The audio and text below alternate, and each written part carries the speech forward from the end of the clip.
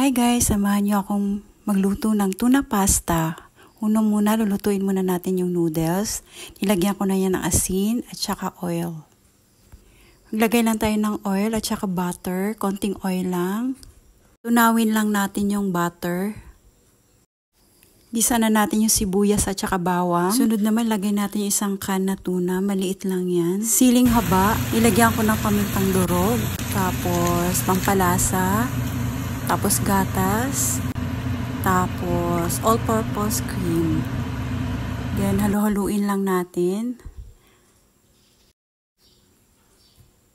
Pag okay na, lagay na natin yung cheese. Depende sa inyo kung gaano karaming cheese. Ako, gusto ko kasi maraming cheese, kaya ganyan. Tapos, nagdagdag ako ng tubig dyan kasi parang lumapot siya. Ganyan na yung resulta. Then, nilagay ko na yung pasta. Ayan. Nalo-halo ko lang yan. Naka-off na yung apoy dyan, ha. Ayan, halo-haluin lang natin. Guys, pwede nga pala kayo maglagay dyan ng patisa, tsaka pwede nyong dagdagan ng tubig din. Depende po sa inyo. Kapag natatabangan kayo, maglagdag na lang kayo. Ayan na ang ating tuna pasta. Salamat sa panonood, guys.